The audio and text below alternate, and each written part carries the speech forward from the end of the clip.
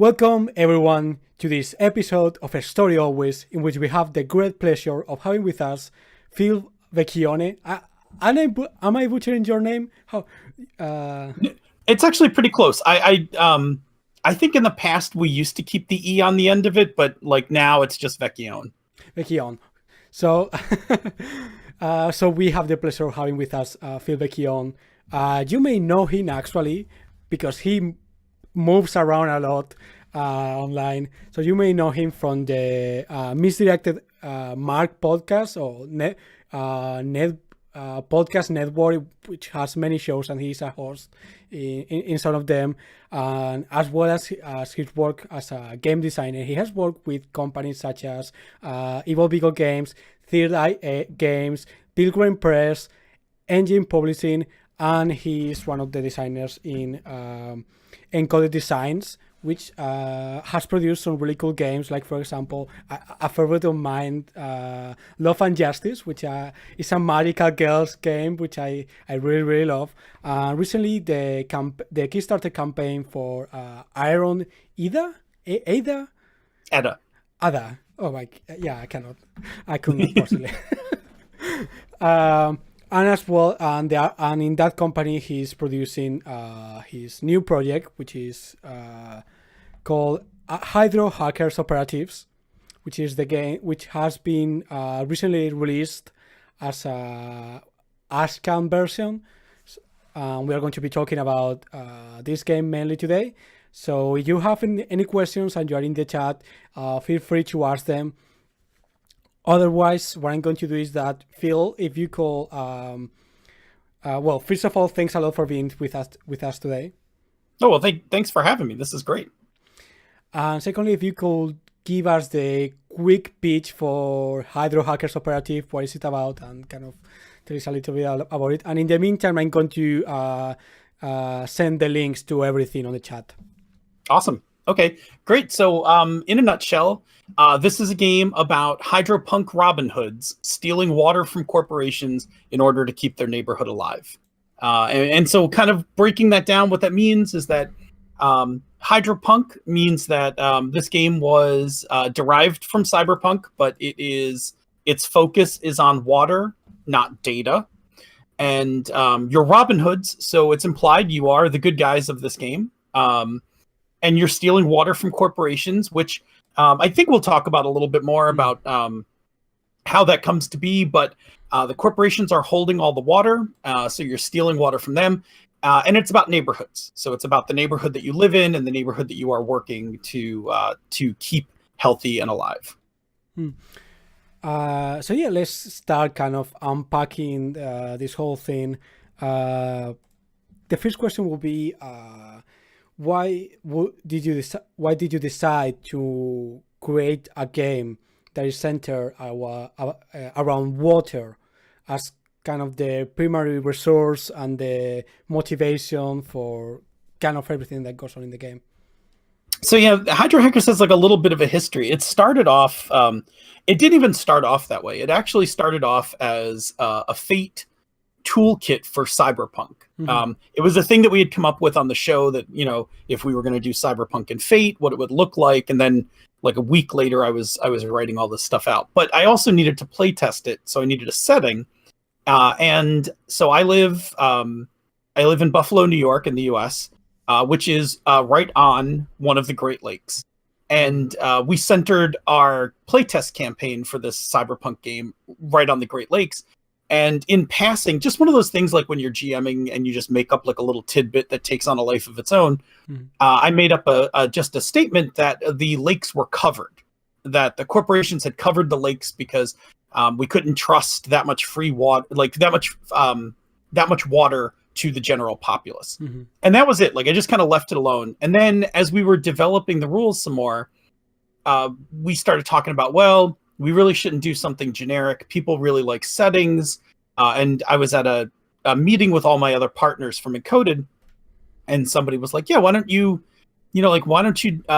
like that water thing seems really interesting. And at about the same time, I had read an article that a corporation, so this is like a real, like an actual news story, California was having severe drought at the time, and there was a corporation, which I won't name, but you could look it up, that was pumping water out of the ground in California so that they could, fill their, bottled water and sell it. And they thought that was fine, even though, there was like the middle of this huge drought. They were like, well, whatever, we own the rights to it. We can do whatever we want with this water. And that kind of got me on the idea that this idea of like, well, what's the dystopian version of that, right? Like what happens when you take that to like the cyberpunk level? And so then we started getting into this idea like, well, what if fresh water is a commodity that corporations control and people don't?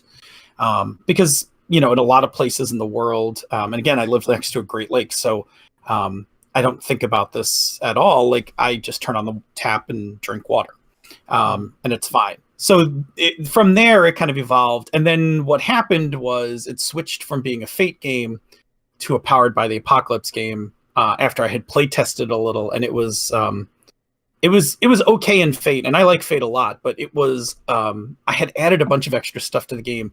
And managing that stuff plus aspects and fate points and stuff like that, like the table was like really complicated. And I was like, oh, this is like too much game.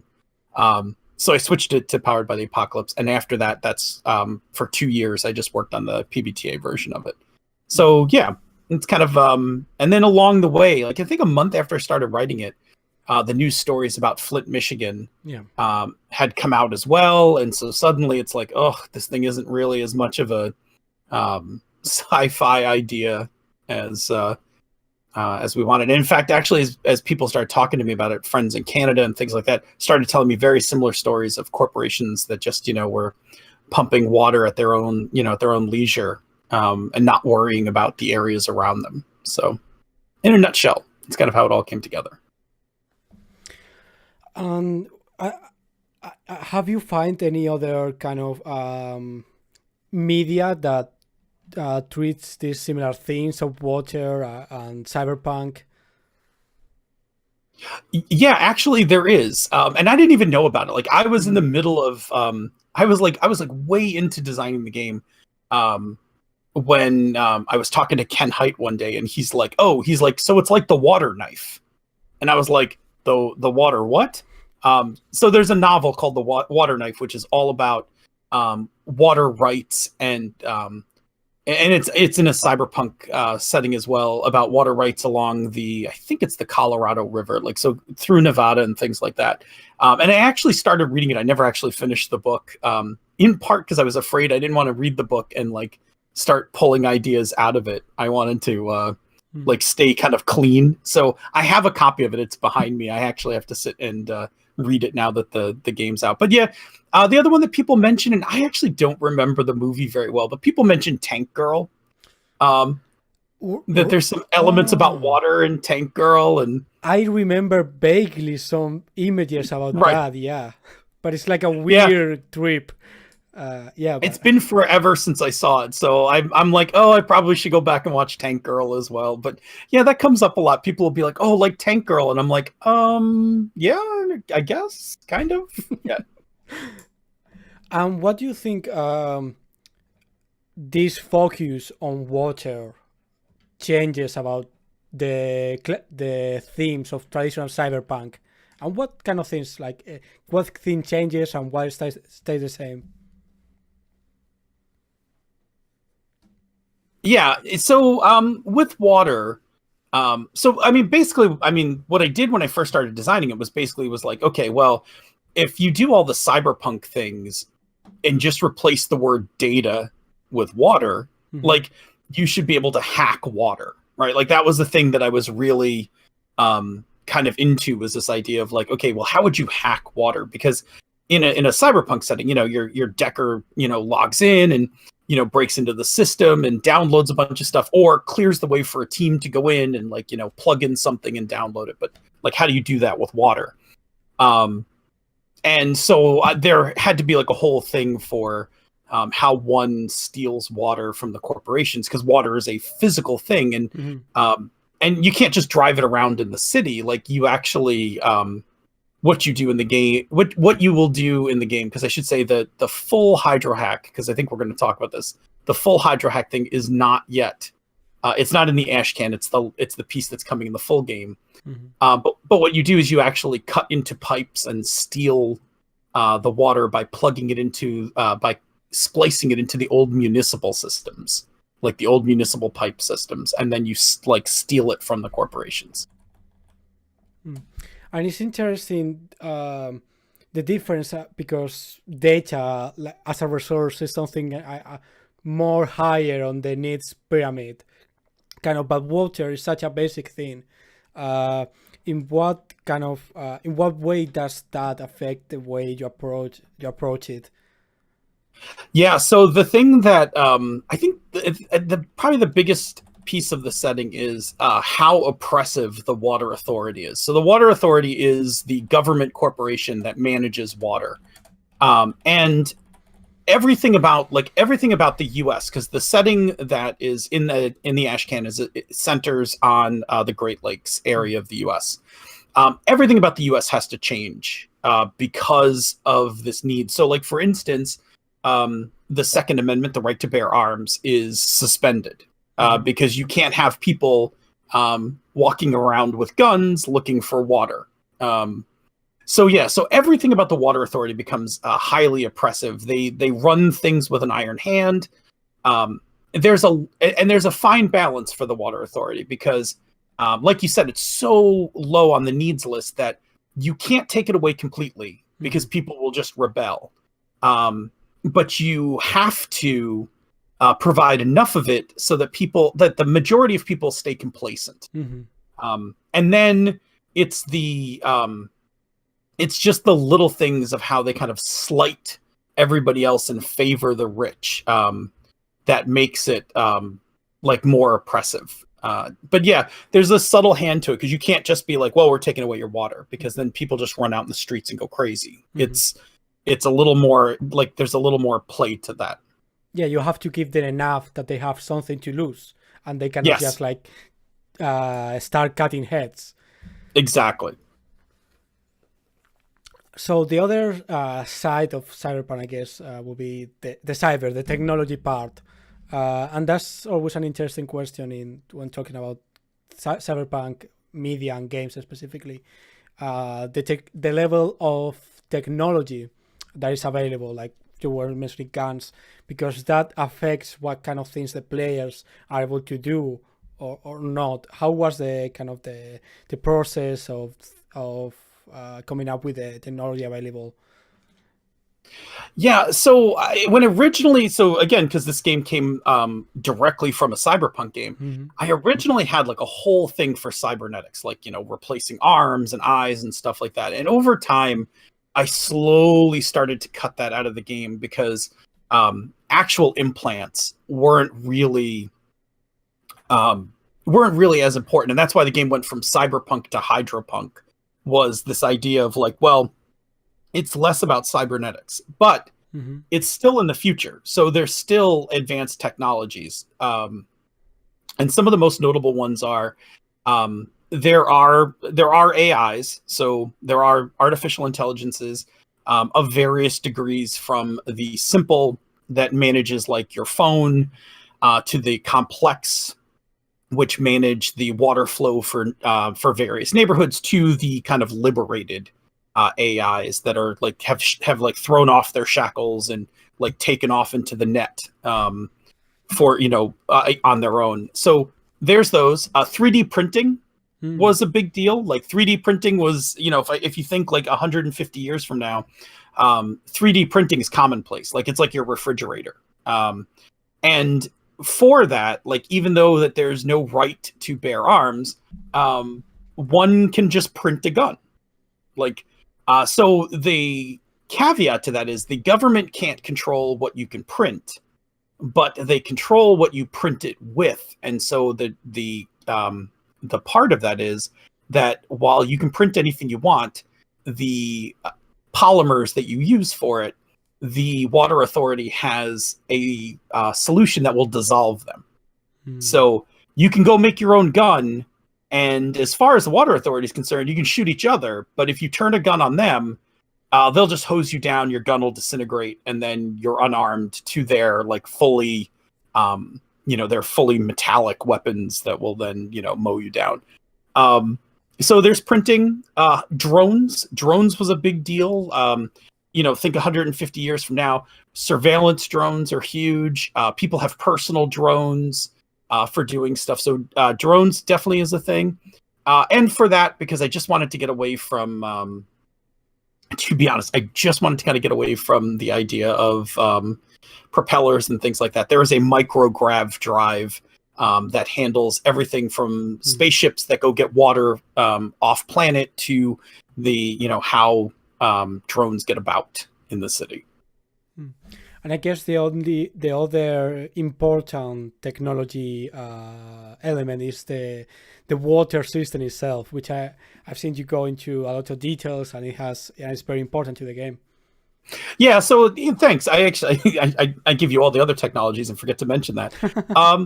Yeah, so for instance, everything has a water tester attached to it. So your faucet, when you turn it on, will tell you the grade of water. And there's 3 general grades of water in the world of Hydra Hackers. So there's blue water, which is the most pure water.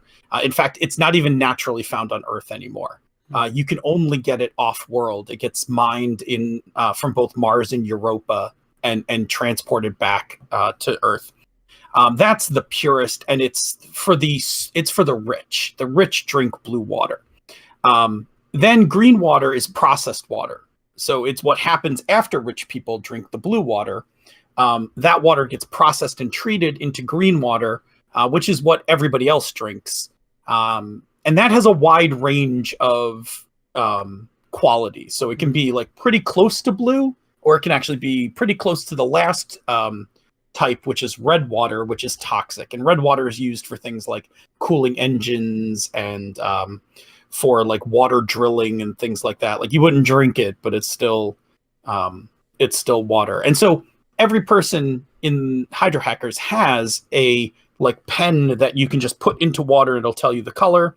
Taps have them built in. And when people talk about water, they often talk about it by grade. Like, I got some green water. Oh, hey, look, I got a bonus at work. I got a unit of blue water. Like that would be like a big deal. Cool. And another cool thing I like to mention, because I thought it was really interesting, is these suits people have that collect sweat out of their bodies, so nothing goes to waste, which is just a setting detail that shows you how desperate people are for water. Yeah, those suits, the water collection suits, they are everyone has one. Mm-hmm. And if you're managing your rations correctly, you'll get to the end of the month and you won't need it. But occasionally something goes wrong, or you use a little too much water, and then you have to put the suit on, which collects sweat and urine and turns it back into drinkable water. And the suits are noticeable, they're bulky, and they're loud. So like people, like there's a social thing attached to it. Like if somebody sees you in your suit, they're like, oh, couldn't manage your water this month, huh? Like that kind of thing. Yeah, all water has become like a way of demonstrating to your social status by the water you drink and how much you have, and if you wear in the suit and all that. It's a really kind of interesting way to concentrate all those social dynamics into a single resource to talk about it in the game, which is really cool. Yeah, there was actually in one of the playtests at Breakout just this past March, somebody coined a phrase which I loved, which was water privilege. And they were like, oh, your water privilege is showing. And I was like, oh, that's so good. It's going to make its way into the game at some point. Like, yeah. So yeah, that's a thing. Yeah. And it is, like you said, it tells a lot about where you are based on what you're drinking. Another kind of important part of the system, and PbtA games generally, most of them, is the what sometimes gets called the playbooks, or I think you call them the roles of the players. And I'm curious about the ones you have, especially because the setting is not that common. It's not as easy as watch Blade Runner and pick things from there. So there's a few weird ones, strange ones. So if you could tell me a little bit about them and how was the process and where the inspiration came from, the weirder ones. So the thing that it's interesting because the playbooks have had a lot to do with the full hack mini game that's not in the ashcan. Mm-hmm. So when that piece comes out, you'll suddenly notice that all the characters fit into certain roles. But the idea is that if you think about a heist, because I love heists, if you think about a heist and a team of people doing a heist, like everybody has their job in the heist. And so I'll introduce the playbooks, and then I'll kind of give you how they fit into the general heist, and then I'll also talk about how they fit into the ashcan. Mm-hmm. So the first one's the broker, and the broker is the face, right? They're the charming one. They're the person who closes the deal, and they're the person who can get you stuff. They can get you water. They can get you parts, things like that. So in the ashcan, like in the neighborhood, they're the person who finds things that you need. They make peace with people, things like that. In the full hydro hack, the broker's job is to launder all the water that you steal. So they have to go make a deal with, because you're moving water, they have to make a deal with somebody to reservoir this water and then move it back to your neighborhood. So that's their role in the game, is that like they're that social character. The next one is the community activist. The community activist is primarily responsible for the neighborhood. Mm-hmm. And their job is to take care of the neighborhood and to help the neighborhood get advancements. And advancements are done by these projects. They're kind of they're actually not too different than like the clocks, the downtime clocks in Blades. Mm-hmm. Yeah. And the community activist job is to work with the neighborhood and make those things happen, like to make the neighborhood a better place. But in the terms of the other playbooks, they are a source of inspiration. So their main move is to inspire the team, and they can actually negate certain things, like certain penalties and stuff in the game temporarily by getting everyone on board and motivated. The next one is the diviner. The diviner is the person who figures out what water to steal. So their job is to track down fresh sources of water and kind of bring them back to the group and be like, hey, like here, I found a score of 5 units of easy blue water for us to grab. And their specialty is that they are like the Sherlock Holmes of water. Like if you give them a water sample, they can tell you everything about it. Like they can analyze it and tell you like, where was it stored? Where did it come from? Those kinds of things. And so they are, they do kind of like all the intelligence gathering for stealing water. And then they can do some stuff in the neighborhood as well. Like they can actually help the neighborhood save water. Like in case the neighborhood is starting to run low on water and things like that. So their specialty is hydrology. Mm-hmm. Next one's the hacker, because it's 150 years in the future. Everything's run by computers still. So the hacker is exactly what you think it is. It's probably the direct carryover from the cyberpunk game. The hacker hacks everything. Yeah, so that one's straightforward. Mm-hmm. The next one's the neighborhood watch. The neighborhood watch is a good fighter. So there's a basic move for fighting that's called, let's see, the basic move for fighting is throwing down. And it is, even on a 10+, it is not a great move. Mm-hmm. So it's one of those moves that if you're going to engage any kind of combat, you're not getting out of it unscathed. Like you're gonna either get hurt or something else. But the neighborhood watch, I think the best way to explain the neighborhood watch is kind of like Luke Cage. Mm-hmm. So they are the much better fighter. They have a move that replaces the normal fighting move. They have their own move that's much better. And they also have a social move called Forceful Personality, where they can do the social moves in the game, but they use body instead of their personality. Mm-hmm. So they're like big and intimidating and things like that. What did you decide to kind of make violence or fights so costly by default, and how does that role fit into that? Yeah, so what I realized in the beginning was, in some of the early playtests, was there was a lot of push to let's just smash and grab, like let's just shoot everything up and steal water. Mm-hmm.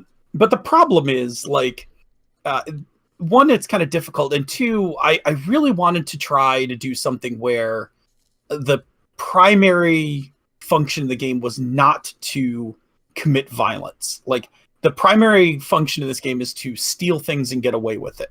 Mm-hmm. And for that, like, originally the stealth move was in only the Diviner's playbook, because the Diviner could sneak into places and look for water.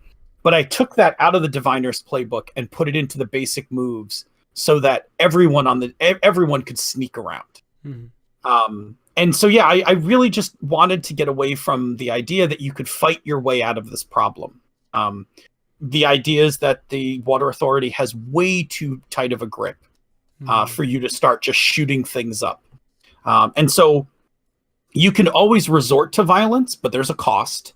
Mm-hmm. And then when you have the neighborhood watch in the game, violence becomes an option, but the neighborhood watch is just one person. So usually they can basically just keep your group out of trouble. Like, they can't fight the whole authority, but they can definitely, if they get busted, they can definitely provide cover as everyone starts to escape.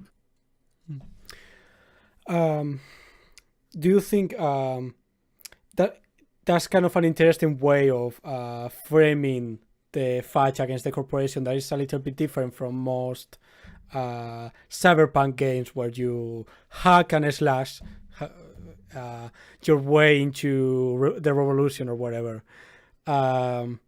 What do you say that you wanted to have this different way of doing things? Why is it interesting to you to show people that they need to do things not always by violence?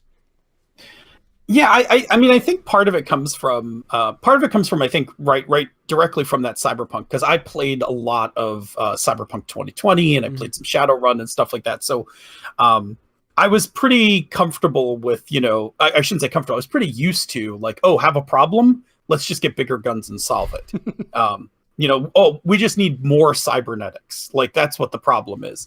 And I really wanted to get away from that. I really liked the ideas of that there are non-violent ways to solve problems, and that the heist becomes more important than it being a war game.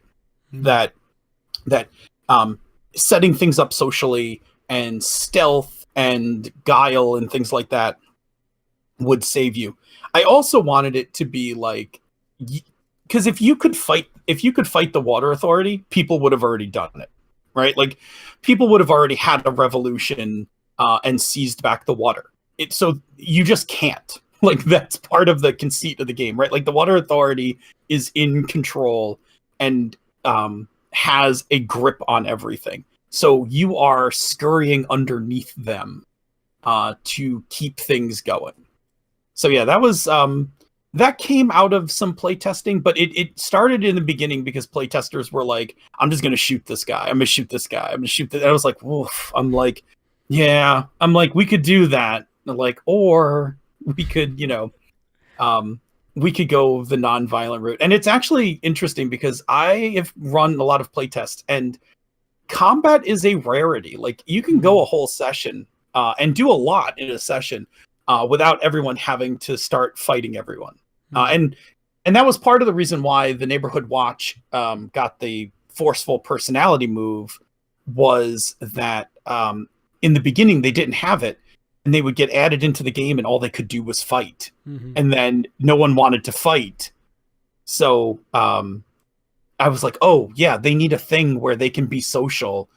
They can just be really intimidating. they're like the mean kind of social. Oh, and I should cover the last character because we had one more left on the list. The last one is the plumber. The plumber is to water what the hacker is to electronics. So the plumber is the one who knows how to move water, subvert where it goes, fix things, and things like that. Nice. Plumbers as revolutionaries. That's straight out from Brazil, right? Yeah. Nice. There's a I mean, it's really funny. I was just running this at Origins, and I had a couple of people who like randomly signed up for the game, and they like came up to the table and they're like, we're playing the game about the plumbers. And I was like, yeah, you are. Like, come sit down. Like, you don't even know how good this is going to be. Amazing. Another aspect of the characters is the kind of the, how do you call it, the motivation systems, the drives system, which is one of the main ways of earning experience in this game. And we can talk about the other systems you have for that later. Absolutely.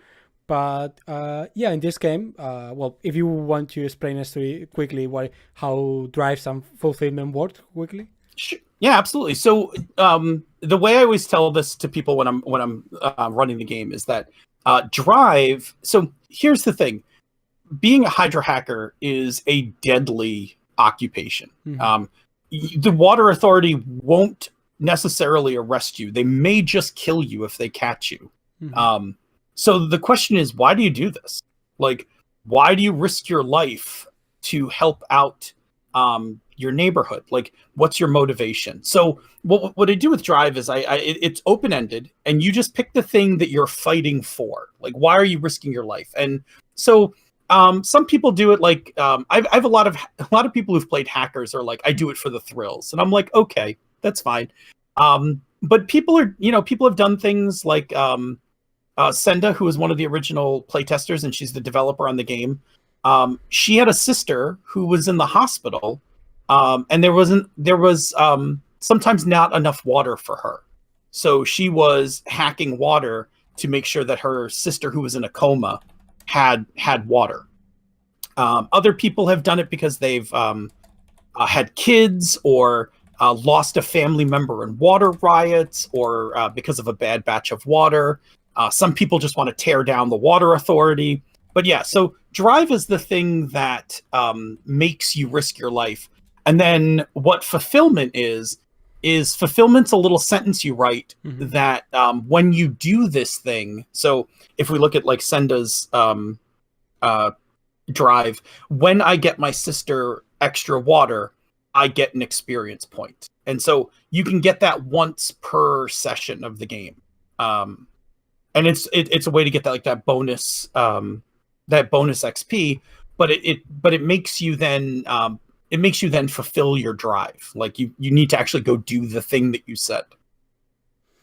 And I imagine this is kind of an answer to what is the motivation of these players of the characters to be to do something for the community, because cyberpunk games is like, life is hard. You don't want to be poor, so let's get some money. Exactly. Yeah, exactly. Like, I want cool tech, and I want to take designer drugs, and I want to go vacation in orbitals. But of course, that doesn't work here. Right.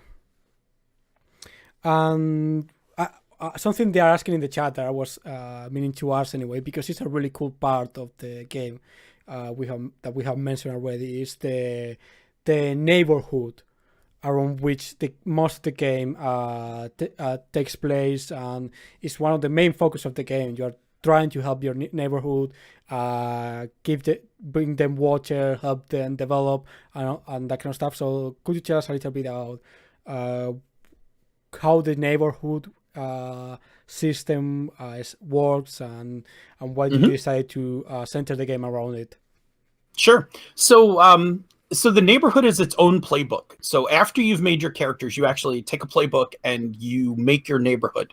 And there's different types of neighborhoods. So you can pick as a group. You pick which type of neighborhood you want to have. Like Maybe your neighborhood is a residential neighborhood or it's historic, something like that. It has a bunch of tags that it has positive and negative tags that describe the neighborhood. It has its own set of stats that are different from the character stats, but they represent parts of the neighborhood. So safety, prosperity, happiness, health, and business. And that like tells you how the neighborhood's doing. And then the neighborhood has moves that they can are basically moves that you can engage in the game because it's the neighborhood helping you out. So like for instance, there's one called Word on the Street. So when you need to gather information in the neighborhood, you can actually ask the neighborhood what they know, and they'll come back and help you out. And the way the stats work for the neighborhood is that they are all fueled by water. And at the end of each story, you get a little bit of water to fill these tanks that go with each stat, except that you never have enough water to fill all the tanks. So each time you finish a story, because a story may take several sessions or a single session to play, but each time you finish the story, certain tanks are draining and getting low, and certain tanks are kind of leveling out based on where you're putting your water, but you'll never get ahead. And that's what fuels the need to go steal water. Like if you want to get anything done in the game, if you want to keep your neighborhood afloat, or if you want it to prosper at all, you will have to go steal water and add it to the water that the small amount that the authority is giving you.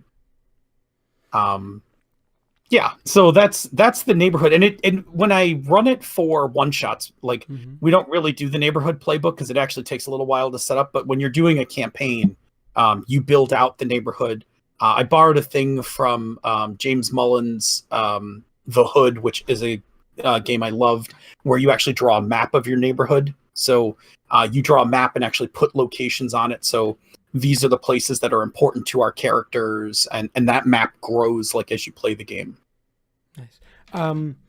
What do you decide to center the game around the neighborhood and make it such an important feature of the game? So there were two things that kind of influenced. So there's a lot of, I think as we're talking about this, I'm realizing more and more, some of this was intentional and some of this I think was not quite as intentional, but there are a lot of things where I kind of subverted standard cyberpunk tropes. And so in cyberpunk, traveling around from city to city is kind of a thing, right? Like, you're in Istanbul, and then you're on an orbital, and then you're like, in Night City or whatever. So I really wanted to ground the players into like one space. Because the other thing I wanted to get away from was I didn't want people to hack water for money, right? Like, because that's the cyberpunk thing you would do, right? Like you would steal water because you want to just make profit. Instead, I needed your water to go somewhere that was helpful. So we needed a place for it to go, which was the neighborhood. But the real inspiration, and I credit this in the book, is there is a role-playing game from the 90s that is called Underground from Mayfair Games. It is probably the most understated role-playing game of the 90s. I am still a huge fan of it. I think a lot of people probably don't know it, but it had a system for neighborhood improvement, which I thought was just like the coolest thing back when I read it in the 90s. This idea that there were actually mechanics for how to make your neighborhood a better place. And so I carried those right into, I carried that idea right into this game. I really like the idea that, that all your efforts as players, there's a mechanical way for them to be fulfilled in the game. It's not just saying like, oh yeah, the neighborhood's fine because you stole some water. There's like actual tangible things that you can do with that water. And it's interesting. It also subverts the idea of the cyberpunk hackers as these loners who are trying to escape from the tyranny of the corporations or whatever, but fuck everyone else. Like exactly right. Yep. Yeah, you wind up having to care about something. Like you wind up putting like your house on the map. Like you live here, and these are the things that are near you. Like these are the people that you're helping. Maybe it's the co-op that's making vegetables for the neighborhood. Like that's a place, and maybe they're going to run out of water. What do are you going to let them close shop, or are you going to help them stay afloat? Yes, this is interesting, this closed environment, similar to Blades, where if you fuck something up, if you run the wrong guy from the corporation, it's not going to just follow you, but everyone else around you. Yeah. Yeah, there's not a heat system in the game. So like as long, but absolutely with fronts and things like that, like you can definitely have the authority moving in on your neighborhood, stuff like that.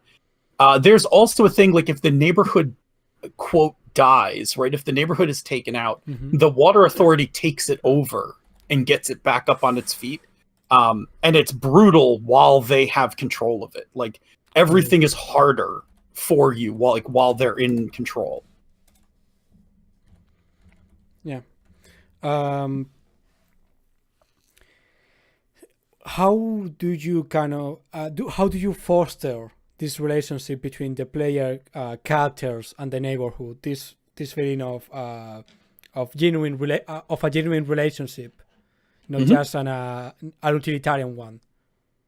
Right. So there has to be a buy-in from the players, of course, right? Like players have to buy into this idea because there's no way to force that. But the way the game reinforces it is that one of the things that you do is when you're making the map, you have to put your drive on the map. Ooh. So you have to say, like if we go back to that instance with Senda's character and her sister, she had to put the hospital, the clinic where her sister is.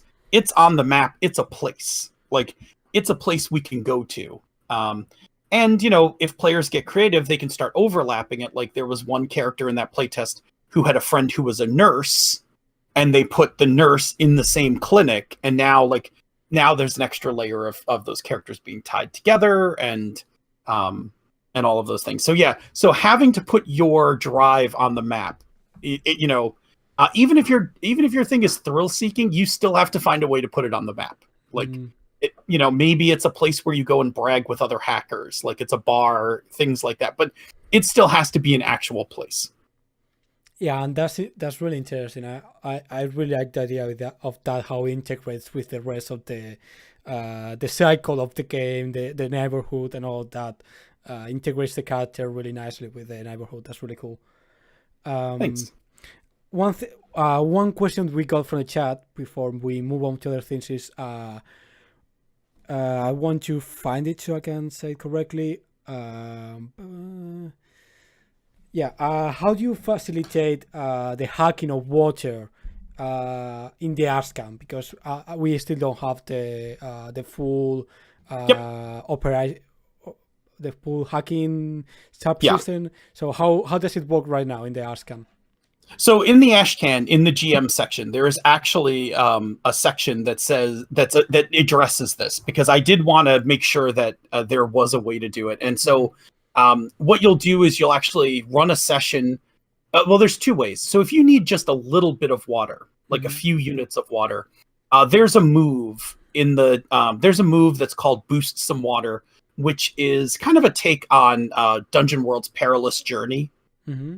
So three of the characters line up, like one's the scout, one's stealing it, one's like the lookout, and that'll get you just a few units of water. So like if you just need a couple, you would do it like that. But if you need more water, like something more substantial, then the section in the GM's part of the game talks about how to like run an adventure where you would basically, you're going to put water in a place for them to steal it.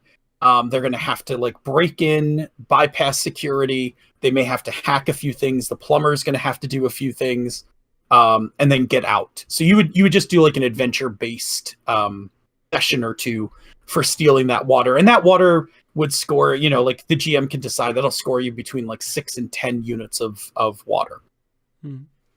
Okay. And that's enough to keep you out of having to do that. Like the idea is that even in the full game, you don't have to do the full-on hack every session, right? Because that would be really repetitive and boring. So a 6 to 10 unit score will actually keep you afloat afloat. Will keep you going for it'll keep you going for a couple more sessions. Like you don't have to do it every session. Cool. Another thing that I found really interesting about the game, is one of the moves, the basic moves.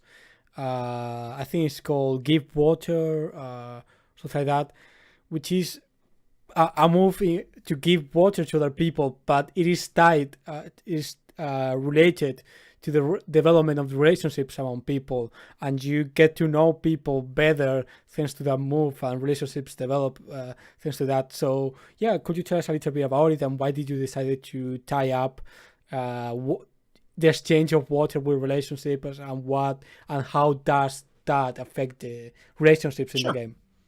So there's a piece on the playbooks we should talk about, which is there's a thing called neighborhoods, or I'm sorry, neighbors. Yeah. And within the group, you have to basically determine what your relationship is with each of the other characters. And so you are either tight with someone, you are cool with someone, you're neutral, or you're putting up with someone. And each playbook kind of determines if you can be tight with someone, you're always putting up with someone, and then how many kind of cools and neutrals you have.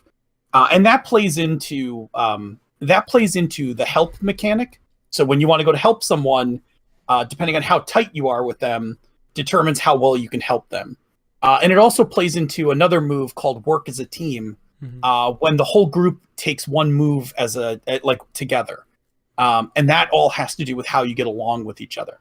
So the thing is that there needs to be a way to change that. And so there's a way after session, like between sessions, you can reevaluate your relationships with people. But temporarily, if you needed to change your relationship, like let's say that your character and my character are like, we just put up with each other. Like we're friends, but like it's really stressful on us to be friends, right? Like it just caused it's eating energy. But you and I have to go do a thing together. And it's like, well, we got to like get over whatever this is in order to like get this job done. And so the idea with that move, Share Water, is that you offer some of your own water to the other character, and you basically sit and chat for a few minutes, and kind of like, if the move works, you sit and chat with each other, have like a little revelation about each other, and then you're like, oh yeah, all right, you know what? We're a little better than we were before. And you can temporarily move yourself up a rank so that you're like in a better position to help each other. And then after the session, you can decide whether that sticks or whether it was like, well, yeah, you and I, like we hung out and we got that job done, but you're still annoying. Like that kind of thing. Sure. And it's interesting because that exchange of water becomes a sort of ritual. Like it takes some ritualistic elements that are very interesting, and it makes sense when water is so important. Like exchanging water becomes a big deal.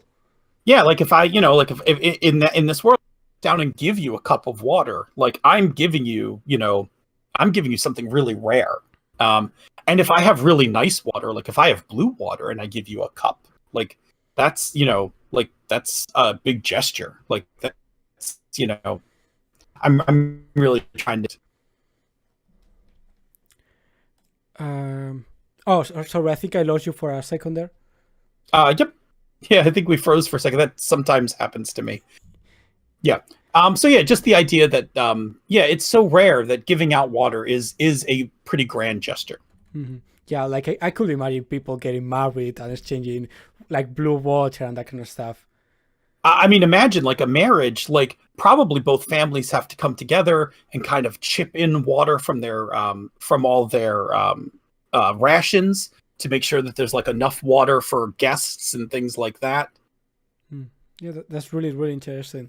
By the way, just a quick thing. In the chat, they are pretty much agreed that now being afloat should be part of the official slang of the game. Yeah, there's a thing where that kind of happens. Like it has happened through playtesting. So yeah, being afloat is that's a good one. I like that. So now moving on, I possibly more to the side of the MC and especially the authority. The water authority, which you may, if you want, you can tell us a little bit about what it is and what it does represent in the setting. Has this like is this big presence everywhere, and interesting. Yeah, how do you represent? What is the water authority? How do you represent it? And how do you make the players feel that pressure, that constant pressure that this entity represents? Yeah, so the Water Authority is in the U.S. The Water Authority is the government agency that controls the distribution and housing of water for all of the U.S. Mm-hmm. And the way I describe it in the game is they are the worst parts of a government agency, a cable company, and a software company. Right? Like they do things like planned obsolescence, like, oh, I'm sorry, but your water tank is like going to expire next year. Like, you're going to need to pay for a new one. They do things like they have packages. So if you're rich, you can get a Sapphire plan, which is like much better water than like everyone else. Those kinds of things. Mm-hmm. But the other thing is, because it's water, they are also a military and police arm. So they have their own water inspectors, which are basically police. They have their water enforcement officers, which are their soldiers. And the way that they are the most, so they're present really in two ways. One, they're inescapable, right? So unless you get water that's outside of the system, every time you swipe your ID to get water, they know where you are. Right? Like, they know where you took water from. They know what you're drinking. Even if you're not drinking, like, you've got outside water, like, even that's suspicious to them. So they have AIs watching all sorts of water activity throughout the neighborhood and all that. But the other piece is the drones. So the Water Authority has a drone called the Wasp, and those drones are everywhere. So they're watching for hydro crimes. They're watching for illegal water collection, all those things. So when you're playing and you get to make a move, when you want to bring the Water Authority's presence into a scene, if anyone's outside, a drone is on its way. Like, a drone has caught some bit of what's going on and is moving in. And the drones kind of work in swarms. So once one drone takes an interest, every other drone will show up. And if you shoot at one, things escalate very quickly. Right? So if you shoot at one, you can be guaranteed that the shock troopers are on their way. So very quickly, you can push the Water Authority into a scene. And then the other way you can do it is that the inspectors, right? The inspectors are always looking for anomalous water activity. And so if you don't want to go full force with the drones and the shock troopers, then the inspectors start poking around and asking questions. The inspectors are coming through the neighborhood looking at water meters and stuff like that. And instantly that'll raise the tension because the Water Authority very quickly escalates, right? Like if you and that's the thing about fighting, right? If you shoot at one, they will swarm. So it is really like, can you talk your way out of this? Can you sneak away from them? Yeah, and the Water Authority is not just a corporation. They bought the government, or the corporations bought the government. So yeah. They basically have complete authority. Yeah, they actually have in the setting. There's actually a constitutional amendment, a U.S. constitutional amendment that grants Water Authority the right to, and it's very poorly and loosely worded on purpose, maintain the supply and flow of water, and they will pretty much blanket anything they do under that amendment. So they can be as awful as they need to be in private, while maintaining the facade of keeping order and giving out water to everyone in the forefront. That's really cool. One thing I'm really interested about is this side of the corporation that is similar to modern software companies. That I guess something like water as a service will be the term. Yep. Yeah, it's I mean, again, kind of drawing on that cyberpunk dystopia, right? They're just, they're terrible. Like they'll screw over a neighborhood. Like, oh, yeah, you didn't buy the maintenance package on your water pump. Like, oh, I'm sorry, it's down. Like, you could buy a new one. Yeah, it's that theme of modern companies that they are terrible, but they are great at being terrible and making you feel that it's not their fault. You have all the options. You have all these packages. It's not your fault. You cannot afford them. Exactly. Yeah. I mean, it's purposely designed to be very oppressive. Like they're everywhere. They have all the cards, and they're like bearing down on you at all times. The other big pressure, which is related to this, but in the system, is the need for water, the thirst for water, and I was wondering, in what way the system makes players feel, that desperation for obtaining water all the time. Yeah. So every character has a hydration monitor. It's actually like a little card. You can do it with cards. You can do it with 2d6s. There are a couple different options, but basically, you have your internal hydration, like the water that's in your body. And you have a reserve, which is like the water bottle that you carry with you. And certain moves in the game have a tag on them that say sweat. And when you use that move, regardless of the roll, you mark off one of your internal hydrations. And eventually, you will run out of water in the course of a session. And then you will have to drink water, which is an actual move in the game, which transfers water from your reserve back into your body. And that move is not great. It on a 7 to 9, there's a consequence for your drinking water. Mm-hmm. And it could be like you could get sick, or you might have accidentally used up all your water, or you might have gotten less hydration out of it than you wanted. But so you wind up having to you wind up in this cycle of, well, I'm doing moves, I need to drink. Oh, I'm running out of water, I need to go find more water, that kind of thing. And it becomes this little cycle inside the game. And in fact, at the beginning of every session, when you're starting a new story, I shouldn't say session, when you're starting a new story, everyone rolls 1d6, and that's how much water they start with in their body. So inevitably somebody rolls a 1 and like almost immediately has to start drinking as the day starts. That's another thing you mentioned just now that is interesting, that the way the game as a whole is structured, you have this kind of these structures, the story, I don't remember the specific names, but if you could quickly mention a little bit about that.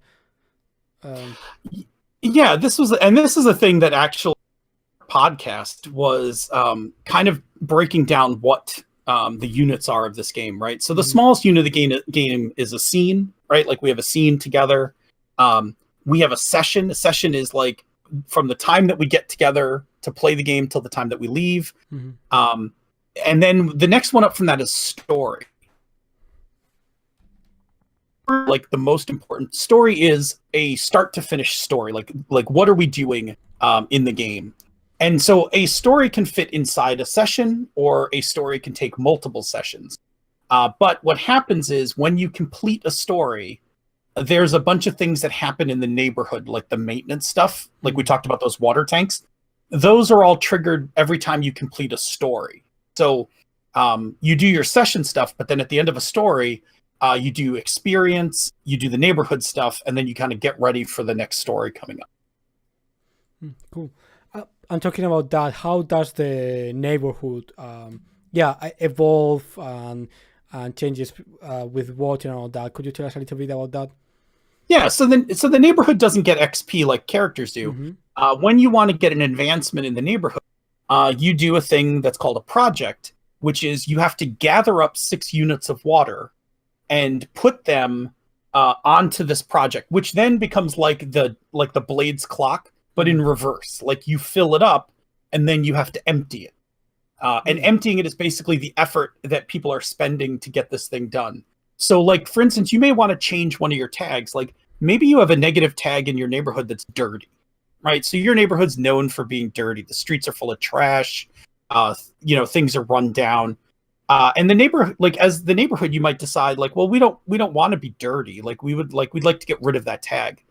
So what you would do is the hydro hackers would go steal some water, and you would start a project. And the project would basically be like, okay, we're going to get rid of this tag, and we're going to put 6 units of water in it. And then at the end of each story, you make a roll to see how the project progresses. And as it does well, the tank starts to empty. And when the tank's completely empty, then you get that advancement for the neighborhood.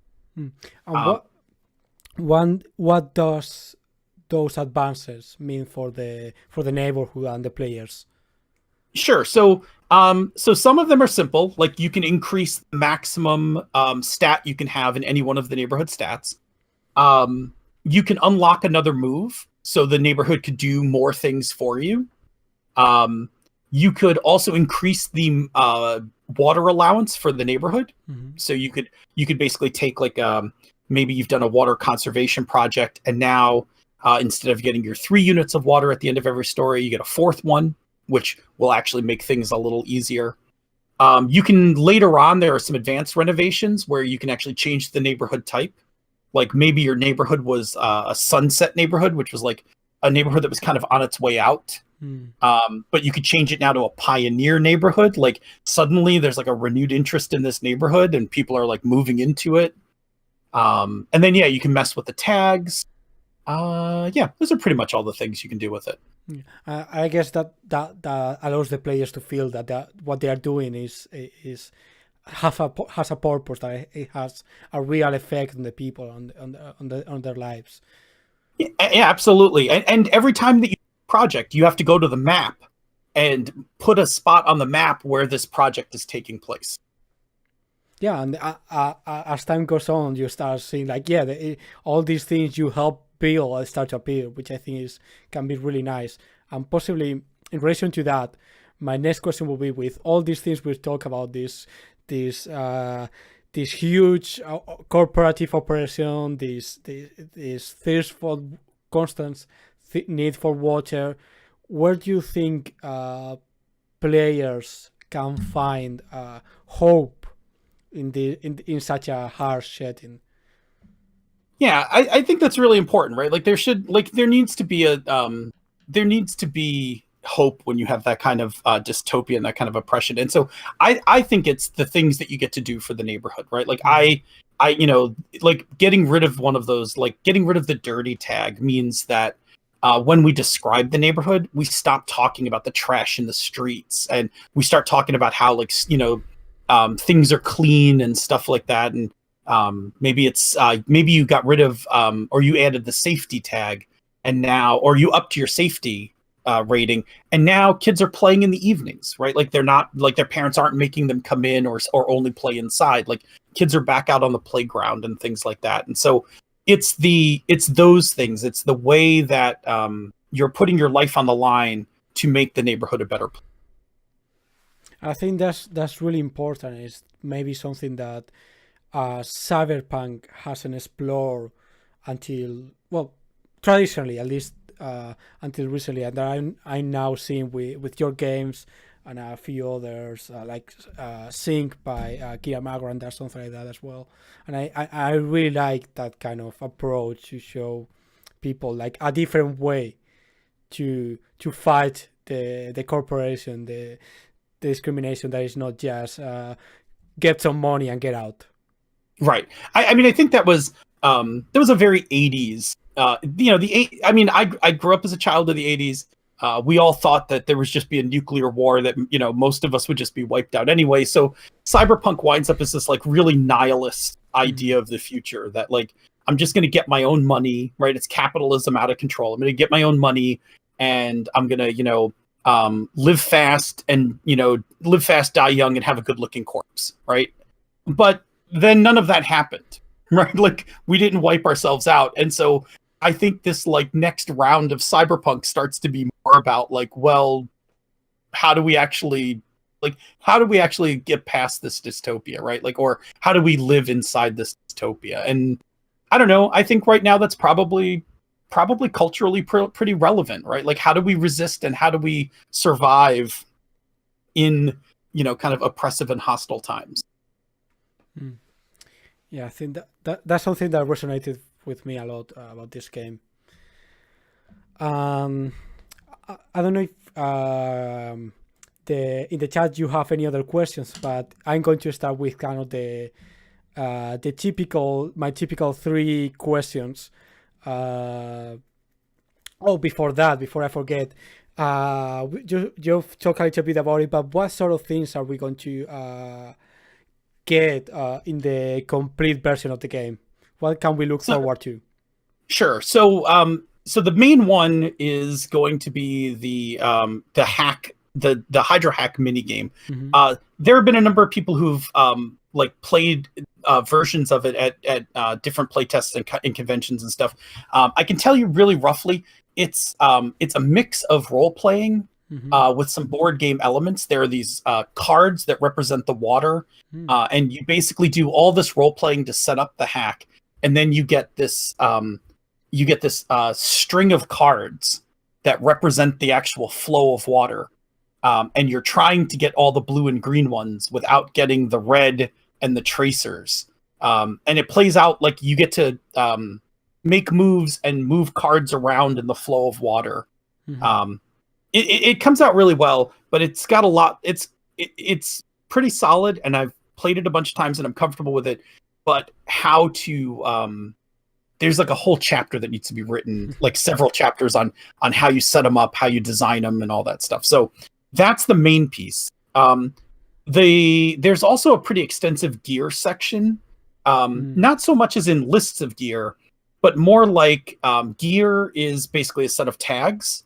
So the chapter is like a lexicon of like, well, if we're talking about weapons, here's a list of tags we can use to talk about weapons. And here's a list of tags we can use to talk about drones and other things. And so rather than, it gives you some example equipment, but what it basically gives you is a toolbox for, if you want to make a thing, here's the tags you probably want to attach to it. And then the other thing that'll be in the full game is that there's actually a bunch more setting information. To get the ashcan together, I cut the setting information really tight. And it's totally playable. Like, you can read the setting, you'll know what to do in the game. But for people who kind of like are into speculative fiction and things like that, like, I have a bunch more setting material that's going to go in the back of the book. Like, you won't need to read it to get the game played, but if you're kind of like into that thing, like, there'll be a bunch more that you can like read and access in play. Oh, one quick question for the chat. From the chat, what are tags in PbtA mechanically? For those who are not familiar. Yeah, so tags in PbtA are usually descriptions about a piece of equipment. They are narratively important. So, like, if you have a weapon that has messy, like a knife, and you attack somebody, it leaves a mess. Like, you're not going to be able to cover it up easily, like, without going out of your way to deal with it. So, and there's, like, for instance, there's a very specific tag in the game called printed, which means that the item in question was printed on a 3D printer, which means that it can be dissolved that the authority has. So, for instance, if you have a printed gun, then you are susceptible to having your gun dissolved. Cool. Okay, so with that out of the way, the 3 questions I usually like to ask, basically because that way I get to learn cool thing about designs from cool people. I can use them, and then I can use those lessons for myself. Something I really like to hear about game design is kind of the problems and issues you found during the process of developing the game, and how did you solve it? So could you tell us about one issue, one hardship, some difficulty you found, and how did you approach it and solve it? So I actually I wrote about this on Gnome Stew in some more detail, but I had a move that was called Sweat for Effect. And the idea was you could spend some of your water to get another bonus to your water. But what I realized was I would start running, like in playtests, players never failed. Like I never took any moves because between help and sweat for effect, the combination of the two were basically keeping people in the 7 to 9 or 10 plus range. And so I actually sat down and like did a bunch of math about it. Like I went through and kind of figured out the probabilities and realized like, oh, it's too much. Like it's way too much to have both of those mechanics in the game. So it got moved out of the basic move, and it got changed a bit, and it got put in the hacker's playbook because a lot of times the hacker winds up by themselves. Like, I'm sitting in a coffee shop hacking, so they don't become the benefit of the help move. So they can help themselves by sweating extra. But I had it in there for like a year and had to cut it after enough play tests where I was like, wow, I'm not taking any moves on players. Like, and that kind of defeats the purpose of the MC. Like if I'm not making moves, it's okay. Like the players are having fun, but we're not failing, right? So it's becoming less interesting. So yeah, that was one that just had to go. Like had to get taken out, and I wrote a lot about it on an article on Gnome Stew. But yeah, I kind of broke down. You can see the graphs. Like it was like, oh yeah, this whole thing skews right into the 10 plus range. So it's really interesting. Yeah, sometimes you have to go down to the numbers to figure this out. But yeah, it's also about the tone of the game and I guess and also giving some room for the MC to play around. Absolutely. So the other question will be, like when you develop a game, you are also it makes you improve as a designer. It makes you learn new things. So is there any kind of more general-ish lesson about game design or that you kind of learned or reach in the process of developing this game? So I'll answer it two ways. For Powered by the Apocalypse games, I certainly learned the art of writing moves. Like how, like, because, when people see moves, they're like, oh yeah, it looks simple. Like, 10 plus, 7 to 9, 6 minus. But getting them to work right and play and kind of tuning them correctly. Like I learned a lot about how PbtA moves worked by the time I wrote and rewrote all the moves in the game. The other one that I learned during the course of it, which Jason Pitt, the author of SIG, taught me, so Jason taught me after a playtest to collect all the character sheets back from everyone, and then to analyze them to see how people actually use them, to see if you were missing anything. And I actually found a number of problems on my character sheets by looking at how people were filling them out. And I was like, oh, I should have checkboxes here. Oh, I should move this around because people are writing things in the column and things like that. And so it was a really interesting, it was a thing I had never, like I knew about playtesting that, but had never really learned about kind of like the UI version of, like take all the sheets back and see what people did to them. And now I do that anytime I playtest a game. I collect all the character sheets back, and then I go through them and look at each one, and I inevitably will find something when the way people use them, and I'll be like, oh, I should go put that like actually as a thing on the sheet. Yeah, that's something I envy a lot about these kind of people who are like good graphic designers and develop the game around their InDesign character sheets and all that. Like I cannot do that. I barely know my way around my way around GIMP. I am primarily an Illustrator person. Like I did like all the playbook hackers are done in Illustrator. Our actual graphic designer for Encoded, like I always say, like I am proficient at putting boxes on a piece of paper, and like our graphic designer Tim is like a Illustrator and InDesign genius. So I did all these initial playbooks. When the full game comes and Tim has taken them over, they will be even more amazing. Like I am happy with them; they are competent. But when Tim gets a hold of them, Tim will do amazing things with them. Yeah, I think it's a really important part of game design that sometimes gets a little bit overlooked. Finally, to kind of although many people in the chat are have already played the game or are reading the game while they are hearing the interview, to get an idea of how the game plays out and what can we expect from the actual fiction of the game, could you tell us some short, cool story about some of your playtests, something you remember particularly strongly, something you liked, to kind of... Yeah, I'm trying to think of some favorite ones. Yeah, so I think probably one of my favorites is I like to set up problems when I run playtests, and I'm really interested to see how people solve them.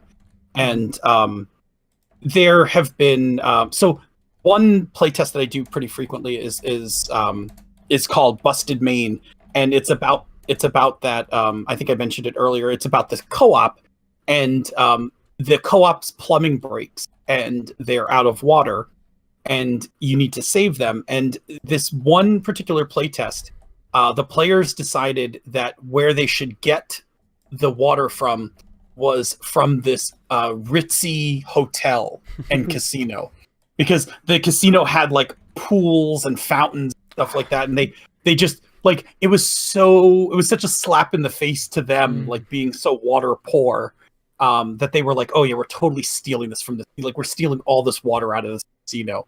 And so they did, like they snuck into the casino and broke into the basement, and were cutting pipes and stuff. And I think they had a run-in with security and all this stuff, but it was great. Like they could have gone any number of routes to get water, but like, boy, did they just want to stick it to somebody, like, somebody rich. And it was great. Like I really enjoyed it. It was a lot of fun.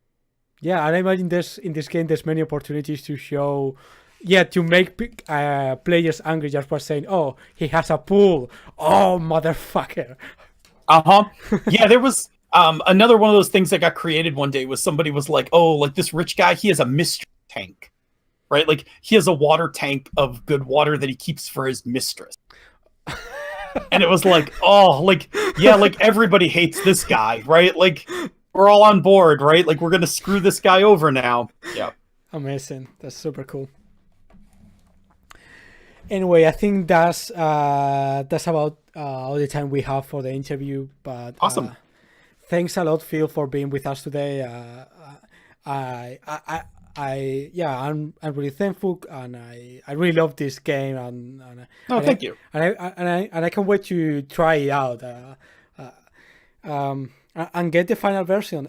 Maybe the last question: how do you have any plans for the release of the final version? Is it going to be directly available on drive-thru? Are you going to do a Kickstart? Yeah, we're planning to do a Kickstarter for it in the summer or fall next year.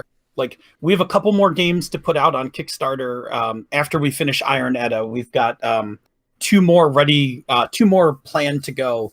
So by summer or fall next year, we'll be gearing up to do the Hydro Hacker Kickstarter. But in the meantime, that's what the ashcan's for, right? The ashcan's like, go play it now, and then like get ready because the big one's coming. Yeah, I think I've read the ashcan and it's perfectly playable. I was surprised by the amount of content that I actually had. So yeah, I recommend to everyone here who hasn't read it yet to go check it out. It's available on drive-thru PDF, drive-thru RPG. I've sent the link. I'll put the link in the description if you're seeing this on YouTube later. So yeah, and also check all the other games in Encoded Designs. There's a lot of cool stuff there as well. Thanks. With that said, thanks a lot to everyone who was here in the chat. I had a lot of fun today with the chat. They were all making jokes, and I had to, for a while there, I have to minimize the chat because I couldn't other stuff. Chuckling with reference to The Godfather and weddings and dead horses. So yeah, thanks a lot, and I hope to see you all soon. If you like this, you can subscribe, follow us here on Twitch or on our YouTube channel. You can check me out on Twitter, which I usually post in English. So if you don't want some random Spanish bullshit showing up in your social media, Twitter is probably easier for that. And I hope to see you all there. And thanks a lot. And as I always say, live, learn, and prosper. May the force be with you. I'll see you all soon. Goodbye.